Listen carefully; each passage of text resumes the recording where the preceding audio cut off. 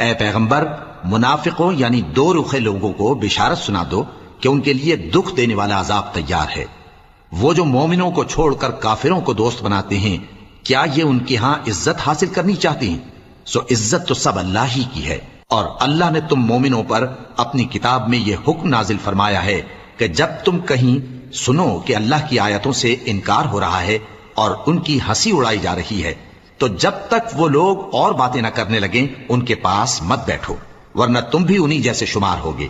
कुछ शक नहीं कि अल्लाह मुनाफिकों और काफिरों सबको दोज़ख में इकट्ठा करने वाला है, जो तुमको देखते रहते हैं।